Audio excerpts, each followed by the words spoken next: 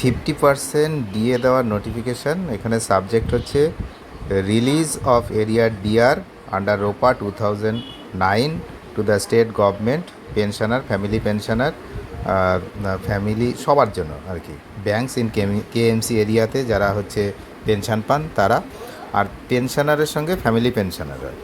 আর এই বিষয়টা কিন্তু আজকে এই 7 জুলাই 2026 এটা বেরোলো। এবার এইটার পুরোটাই বাংলা করে আমি দেখাচ্ছি যে ঠিক কী লেখা আছে এখানে, পরিষ্কার বাংলায় আমরা দেখে নিই। বিষয়টি হচ্ছে রোপা 2009 অনুযায়ী রাজ্য সরকারি পেনশনভোগী ফ্যামিলি পেনশনভোগীদের বকেয়া ডিআর প্রদান সংক্রান্ত বিজ্ঞপ্তি। মেন ঘোষণা হচ্ছে কলকাতা পৌরসভা কেএমসি এলাকার যেসব রাজ্য সরকারি পেনশনভোগী ও ফ্যামিলি পেনশনভোগীরা ব্যাংকের মাধ্যমে যারা হচ্ছে পেনশন পান তাদের 2008 থেকে 19 সালের বকেয়া ডিআরের আনুমানিক 50% আপাতত প্রদান করা হবে।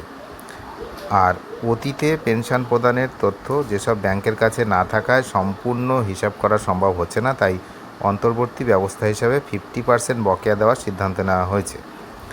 WBIFMS এর অধীনে একটি ব্যাংক পেনশন ম্যানেজমেন্ট পোর্টাল চালু করা হচ্ছে। সংশ্লিষ্ট ব্যাংকগুলি পেনশনভোগীদের তথ্য যাচাই করে ওই পোর্টালে আপডেট করবে এবং এরপর দ্রুত 50% বকেয়া ডিআর তাদের ব্যাংক অ্যাকাউন্টে জমা করবে। পরে ব্যাংকগুলো সম্পূর্ণ তথ্য জমা দিলে অবশিষ্ট 50% ডিআর হিসাব করে পরিশোধ করা হবে। তো আর কি আছে না, আর একটা আলাদা বিজ্ঞপ্তিও তার জন্য জারি করা হবে। আর এই হলো বিষয়।